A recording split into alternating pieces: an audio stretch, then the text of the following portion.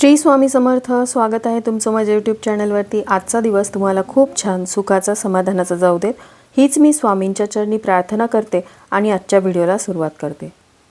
हिंदू धर्मियांसाठी मार्गशीर्ष हा एक पवित्र महिना असतो। मार्गशीर्ष महिन्यामध्ये महालक्ष्मीचं व्रत घराघरामध्ये पाळण्याची रीत आहे। मार्गशीर्ष महिन्याच्या दर गुरुवारी हे व्रत ठेवलं जातं। तर आजच्या या व्हिडिओमध्ये या मंगलमय महिन्यामध्ये पाळल्या जाणाऱ्या महालक्ष्मी व्रताचे सर्व नियम जाणून घेऊयात। किती गुरुवारी हे व्रत आपल्याला करायचं आहे, कोणत्या नियमांचं पालन करायचं आहे। जर तुम्ही प्रथमच हे व्रत करत असाल तर तुम्हाला कोणत्या गोष्टींची काळजी घ्यायची आहे, उपवास कशा प्रकारे करायचा आहे आणि उद्यापनाविषयीची माहिती मी अगदी थोडक्यामध्ये तुमच्यासोबत शेअर करणार आहे। त्यामुळे व्हिडिओ स्किप न करता शेवटपर्यंत बघत राहा। मार्गशीर्ष महिन्यामध्ये दर गुरुवारी महालक्ष्मीचं प्रतिकात्मक रूप म्हणून घट बसवण्याची रीत आहे। घटाला महालक्ष्मीच्या वेशामध्ये सजवलं जातं। हार बेनी अर्पण करून दर गुरुवारी पूजा केली जाते। सकाळ संध्याकाळ घटाची पूजा करून दिवसभराचा उपवास महिला ठेवतात। मार्गशीर्ष महिन्यातील शेवटच्या गुरुवारी उद्यापन करताना महिलांसाठी हळदी कुंकवाच्या कार्यक्रमाचं आयोजन केलं जातं। या निमित्ताने सवाष्ण महिला घरी बोलावून त्यांना हळदी कुंकू आणि वाणामध्ये एखादी भेटवस्तू दिली जाते। यंदा मार्गशीर्ष महिन्याची सुरुवात ही 13 डिसेंबरपासून होणार आहे। तर पहिला गुरुवार जो आहे तो 14 डिसेंबर रोजी आहे। मार्गशीर्ष महिन्याची सुरुवात 12 डिसेंबरच्या रात्री 6:24 अमावस्या संपल्यानंतर होणार आहे। मार्गशीर्ष मासारंभ 13 डिसेंबरला असून या महिन्याची सांगता 11 जानेवारी दिवशी संध्याकाळी 5:27 होणार आहे। मार्गशीर्ष महिन्यामध्ये यंदा महालक्ष्मी व्रतासाठी आपल्याला 5 गुरुवार पाळायचे आहेत। 11 जानेवारी रोजी जरी अमावस्या असली तरी देखील आपल्याला हा गुरुवार पकडायचा आहे आणि या दिवशी देखील महालक्ष्मीच्या व्रताची आपल्याला पूजा करायची आहे आणि याच दिवशी आपल्याला महालक्ष्मीच्या व्रताचं उद्यापन करायचं आहे।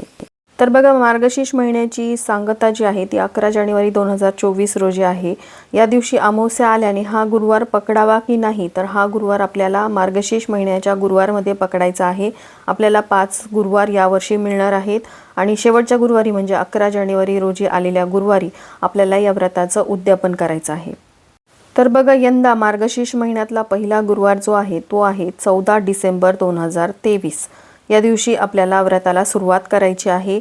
दुसरा गुरुवार जो आहे तो आहे 21 डिसेंबर 2023। त्यानंतर तिसरा गुरुवार हा 28 डिसेंबर 2023।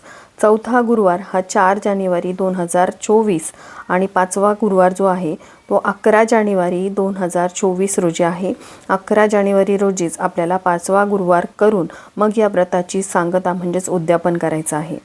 तर बघा, हे व्रत जर तुम्ही प्रथमच करत असाल तर या व्रताविषयीचे नियम व माहिती तुम्हाला असणं अत्यंत आवश्यक आहे। मार्गशीर्ष महिन्यातील महालक्ष्मी व्रताची सुरुवात जी आहे ती पहिल्या गुरुवारपासूनच करायची असते। उद्यापन तुम्हाला शेवटच्या गुरुवारी करायचं असतं। तर बघा, मार्गशीर्ष महिन्याचं महालक्ष्मीच्या गुरुवारचं व्रत हे कोणीही करू शकतो, जसं की मुली असतील, स्त्रिया असतील, पुरुष मंडळी असतील।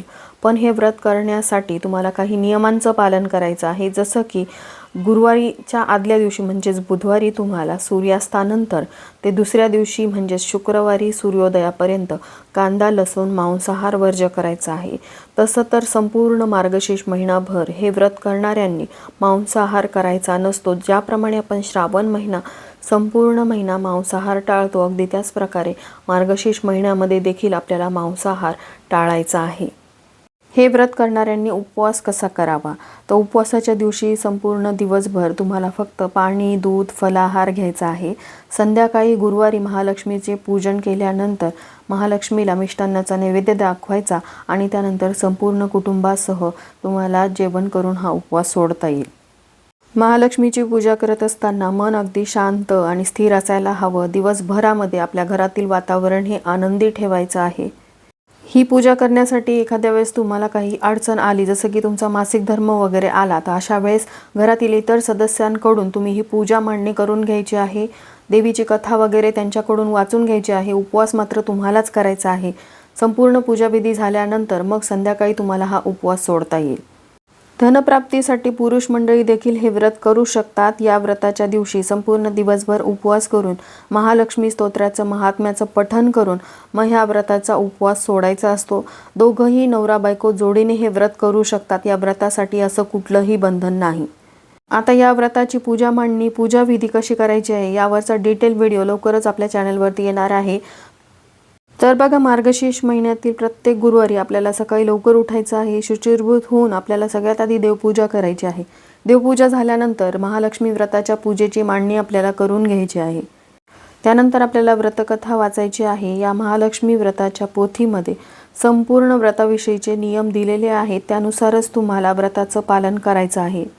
या दिवशी व्रत करणाऱ्याने संपूर्ण दिवसभर उपवास करायचा आहे. संध्याकाळी कथा वाचायची आहे. घरामध्ये जो गोडाधोडाचा नैवेद्य बनवलेला असेल तो महालक्ष्मीला अर्पण करून नंतरच उपवास सोडायचा आहे. मार्गशीर्ष गुरुवारच्या दिवशी संध्याकाळी आपल्याला तुळशीचं देखील विधिवत पूजन करायचं आहे. तुळशीमध्ये महालक्ष्मीचा वास असतो आणि सगळ्यात महत्त्वाचं म्हणजे महालक्ष्मीची अत्यंत प्रिय असणारी गाईला सुद्धा आपल्याला नैवेद्य खाऊ घालायचा आहे. रात्रभर आपल्याला ही पूजाविधी तशीच ठेवायची आहे. दुसऱ्या दिवशी सकाळी लवकर उठून शुचिर्भूत होऊन मग या पूजेची उत्तर पूजा आपल्याला करून घ्यायची आहे. 5ही गुरुवार नित्यनियमाने हे गुरुवारचं व्रत आपल्याला करायचं आहे. शेवटच्या गुरुवारी या व्रताचं आपल्याला उद्यापन करायचं असतं. मार्गशीर्ष महिन्यातील शेवटच्या गुरुवारी देखील अशाच प्रकारे आपल्याला पूजेची मांडणी करून घ्यायची आहे. सायंकाळी कथा वाचायची आहे. देवीला नैवेद्य अर्पण करायचा आहे. त्यानंतर आपल्याला 5 किंवा 7 सुवासिनींना घरी बोलावून त्यांचा मानसन्मान करायचा आहे. महालक्ष्मी स्वरूप त्यांना समजून आपल्याला त्यांना हळदी कुंकू द्यायचं आहे आणि प्रसादामध्ये एक फळ आपण देऊ शकता आणि या महालक्ष्मी व्रताची एक प्रत त्यांना द्यायची आहे. आणि शक्य असेल तर ब्राह्मणाला सुद्धा घरी बोलावून शिधा दक्षिणा द्यायची आहे आणि अशा प्रकारे या व्रताचं उद्यापन करायचं आहे. स्त्री आणि पुरुष दोघंही हे व्रत करू शकतात. पद्मपुराणामध्ये अखंड लक्ष्मी प्राप्तीसाठी सपत्नीक महालक्ष्मीचे मार्गशीर्ष महिन्यातील गुरुवारचे व्रत करावे असे सांगण्यात आलेले आहे. मार्गशीर्ष महिन्यातील गुरुवारच्या दिवशी जर एकादशी किंवा शिवरात्री या तिथी आल्या तर अशा वेळेस तुम्हाला संपूर्ण दिवसभर उपवास करायचा आहे. या दिवशी तुम्हाला जेवण करायचं नाही. दिवसभर तुम्ही फलाहार घ्यायचा आहे आणि रात्री देखील तुम्हाला फलाहारच घ्यायचा आहे. व्रत करणाऱ्या व्यक्तीला जर दिवसभर ही पूजा मांडणी करून हे व्रत करणं शक्य नसेल तर त्यांनी सायंकाळी आल्यानंतर पूजा मांडणी केली तरीही चालेल, पण उपवास मात्र दिवसभर करायचा आहे. हे व्रत करणाऱ्यांनी कथा वाचन करत असताना कुटुंबातील सर्व सदस्यांना कथा ऐकण्यासाठी बोलवायचं आहे.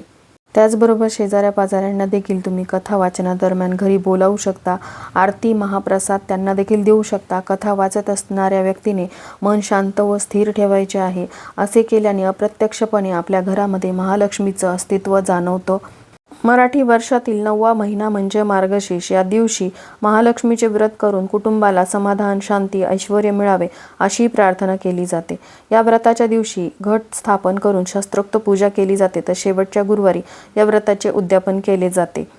यंदा मार्गशीर्ष महिन्यातील शेवटच्या गुरुवारी अमावस्या आल्याने या दिवशीचा गुरुवार आपल्याला मार्गशीर्ष व्रतामध्ये पकडायचा की नाही या बाबतीत सर्वजण संभ्रमावस्थेमध्ये दिसतात.